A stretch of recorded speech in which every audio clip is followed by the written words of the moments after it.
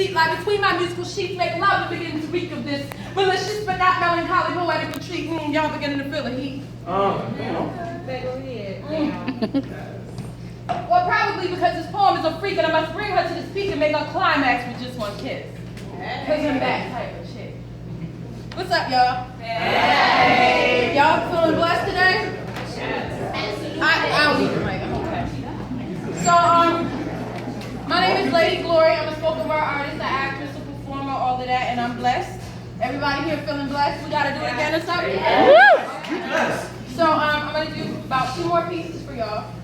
My first piece I'm gonna do is called Human. I was gonna play about 6 months ago, and it was pretty much inspired by the place. So y'all with it? Yeah. Human.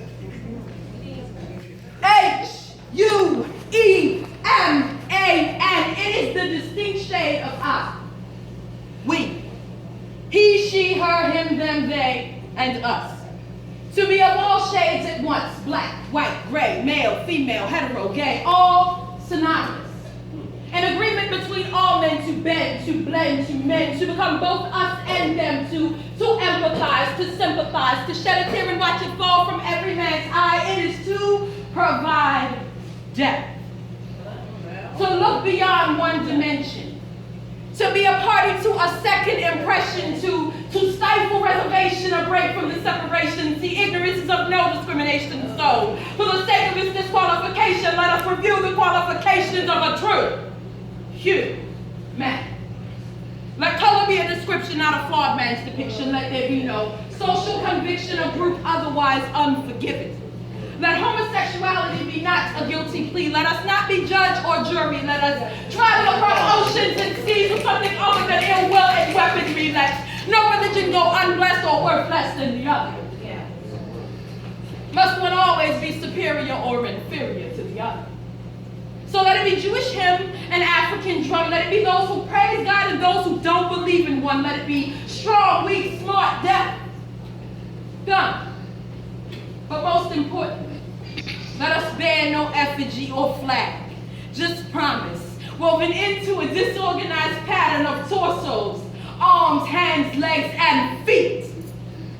Absence of exclusivity, however partial to a shade, a unique shade, the distinct shade of I, we, he, she, her, him, them, they, and us.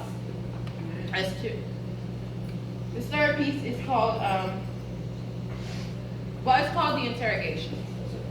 So, when I was about 16 years old, I was really cute, kind of like I am now. And a young man tried to take advantage of me. He did. He stole a whole lot of sleep from me. And so, when I had auditioned for the play last year, I decided to write a piece about my experience thereafter. This piece has a rape trigger on it, so for anybody who is pained or is going to really be influenced by this piece negatively, you might want to take a step back. Man, I said, man, don't you lower your head when I'm speaking to you. I asked you a question, what were you wearing? Were you dressed provocatively? Were you showing cleavage? Was your skirt above or beneath the knee? See, if I had it to do again, I would tell him I was wearing nothing but a shirt, and guess what? It said I like to fuck. See, it's been 13 years and I still have the urge to rewind time. To send the earth into a backward rotation of 4,765. To the night I lost my fight. See, I fought harder than ever in my life, and I would relive the taste of his saliva, him grabbing at my vagina, endure the rug burn, retaste the carpet fire. I would revisit the moment my fight escaped me. See, the objective was no longer for him not to rape me, but to stop him from convincing death to take me. My objective quickly changed from the preservation of my womb to the extension of my last breath beyond nightfall. I will revisit the moment my throat collapsed with helplessness under scalding hot water in my many failed attempts to scrub the combination of him and I from my skin. I will revisit his got you bitch grin, the stench of him, all for the opportunity to re-stab before that policeman. Before the officer takes aim. Before she is burned with blame, I will come flying back in this time frame, step into her 16-year-old frame, ask questions like why the seams of my shirt spoke octaves above my screen.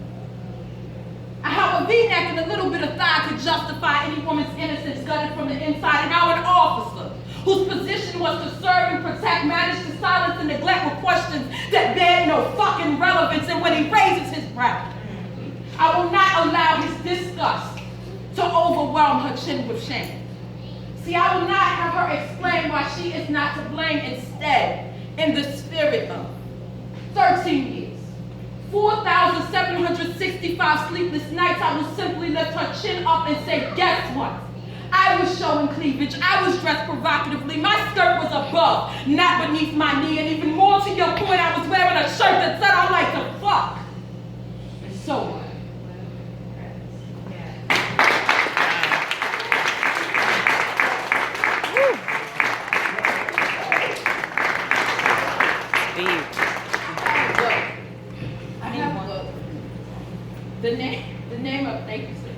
The name of it is Misread, the Plight of the Poet. I don't know if anybody, we got any other artists in the room?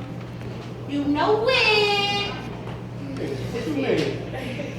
The burdens, the fight, the pain, the suffering that we go through as artists to make sure that we project self-love, just love, acceptance, everything from the insides of us is fantastic and horrific at the same time.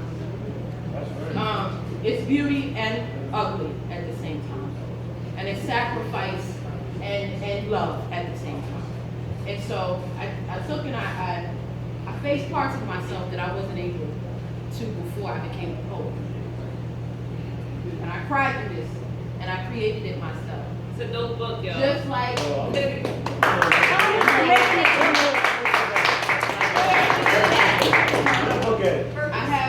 I have some here. I have about 3 or 4. I'm gonna take as much. Website? Oh, thebookpatch.com, and you could also Facebook me, Lady Glory, LADIGLORI. I connect with everybody. I love freely, so, and I ain't got too many friends except me. So, if you could, get one of these, this would be great. And I'm gonna take as much of it as I possibly can tonight and donate it to Anita, because this is fantastic, and she's absolutely